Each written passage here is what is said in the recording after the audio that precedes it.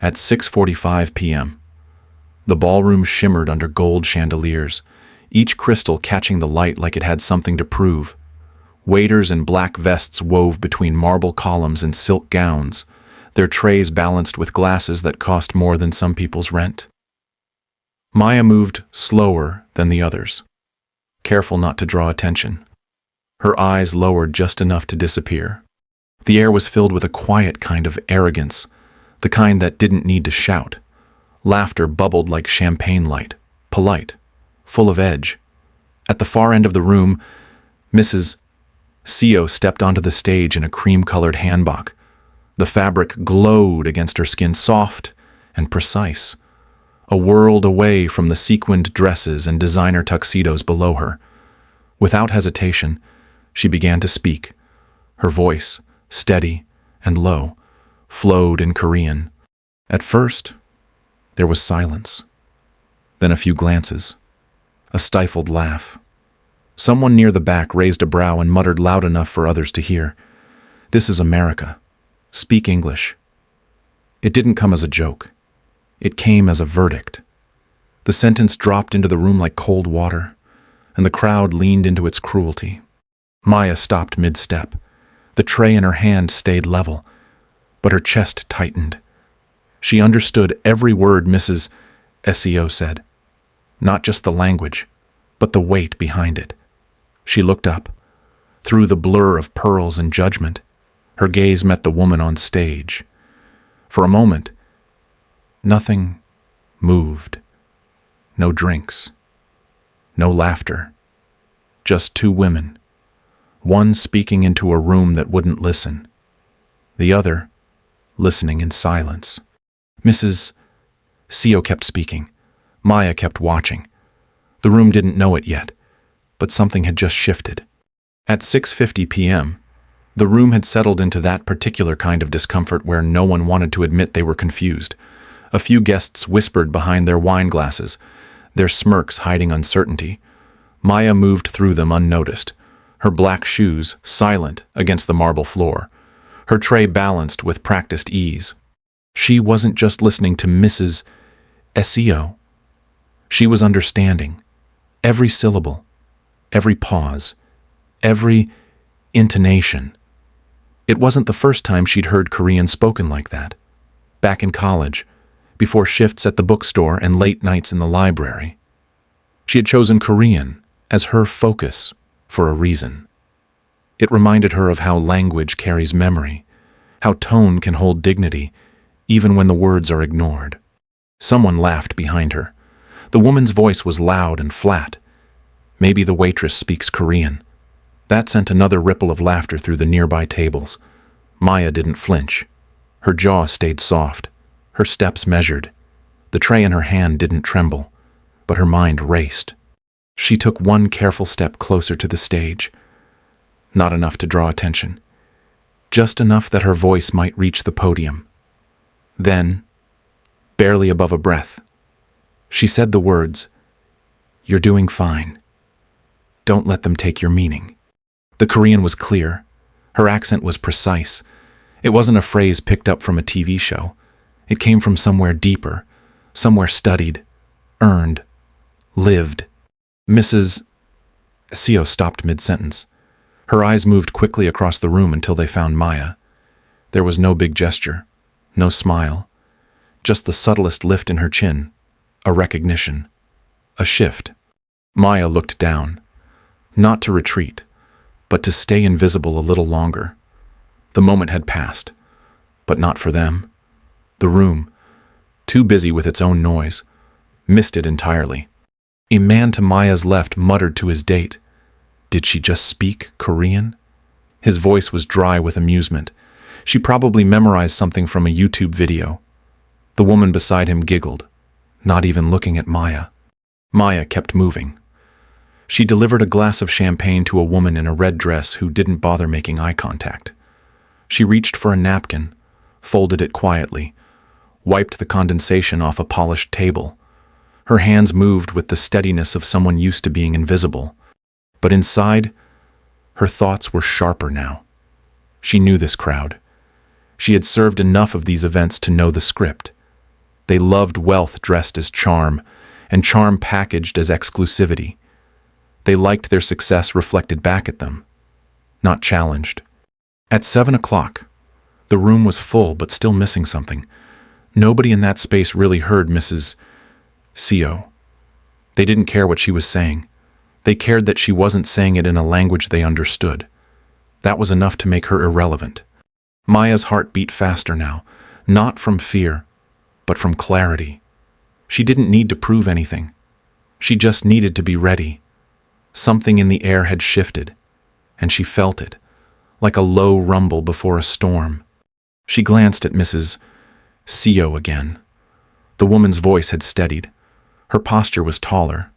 Maybe it was nothing. Or maybe a single sentence spoken in the right moment could carry more than the whole room ever would. Maya turned back toward the crowd.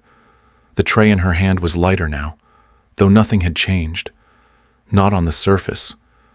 But something deeper had started, and it was moving. At 7:10 p.m. The lighting in the ballroom felt colder than it had earlier.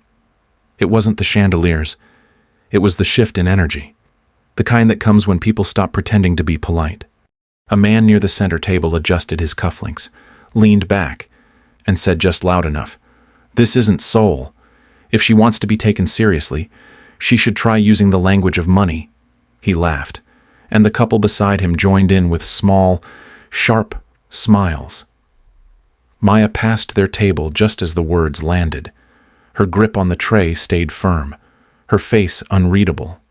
Across the room, a woman in a midnight blue gown shook her head. Vivian Hart, real estate investor, known for flipping entire city blocks like playing cards. She sipped her wine and muttered, "It's not her culture that bothers me. It's the performance. Nobody wears traditional anything to a business event unless they're trying to make a point."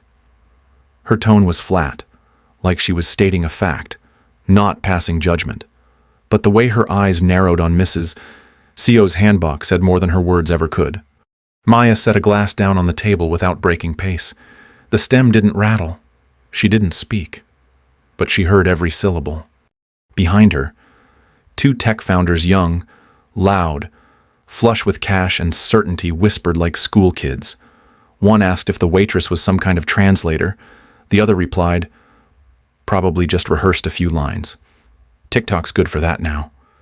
They grinned, both looking around to see who else was watching. No one corrected them.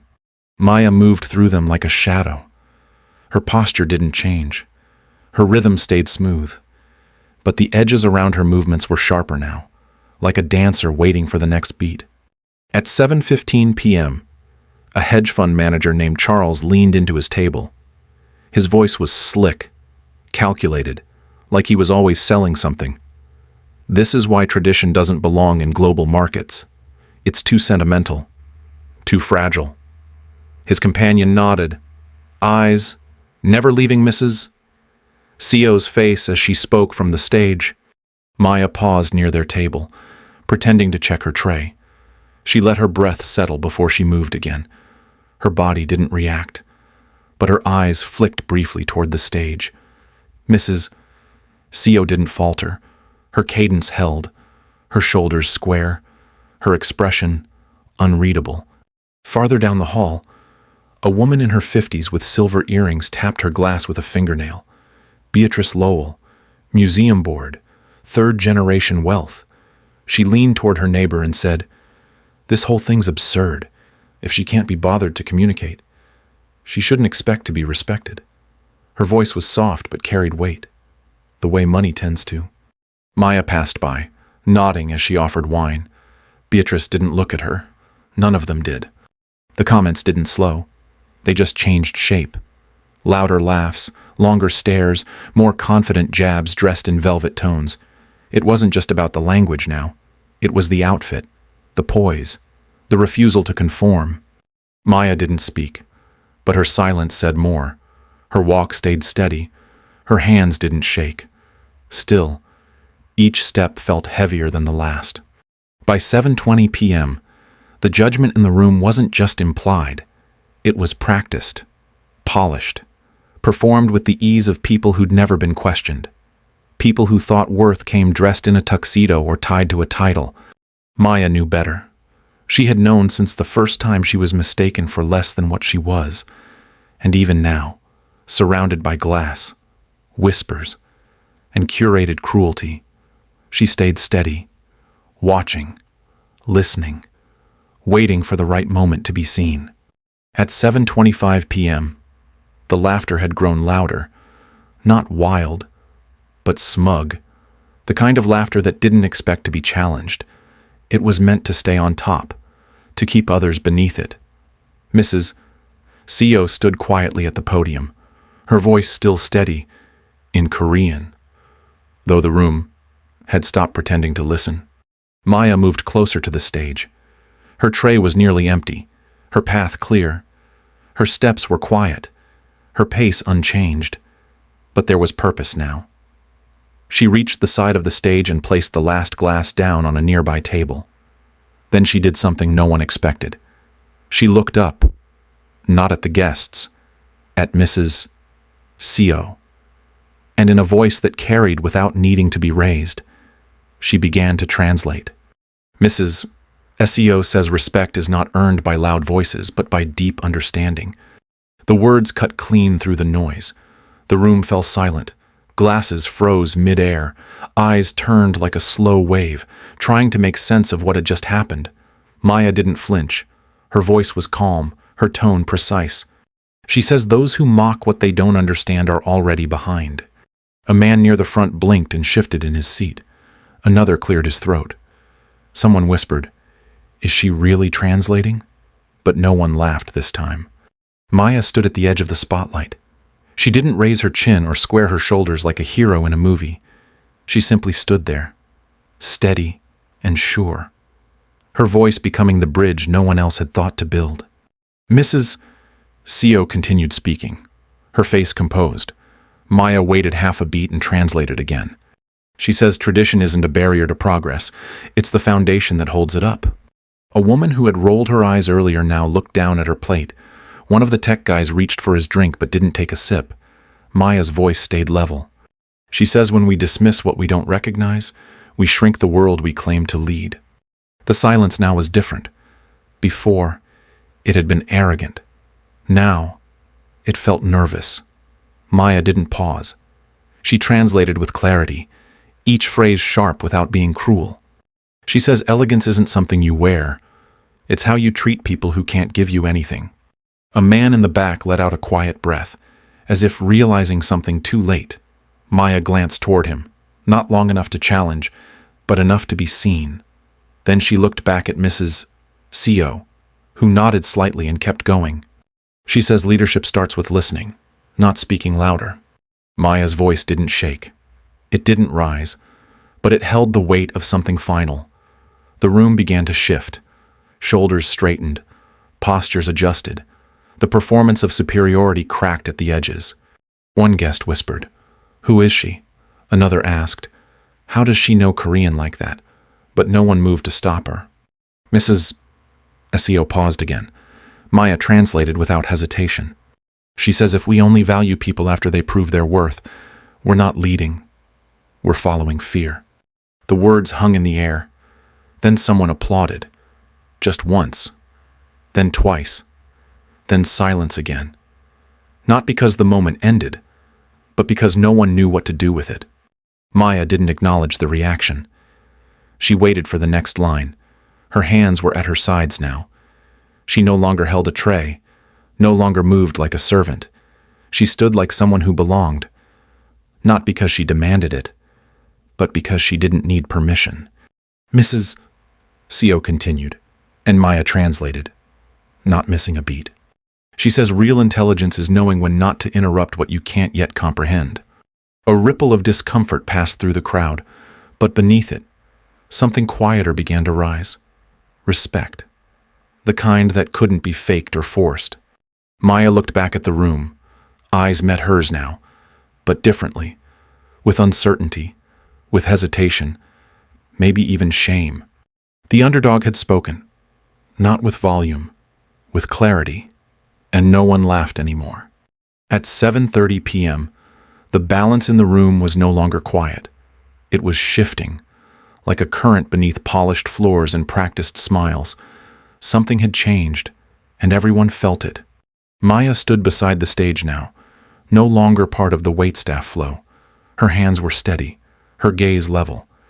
She translated Mrs. CO's next words with calm precision.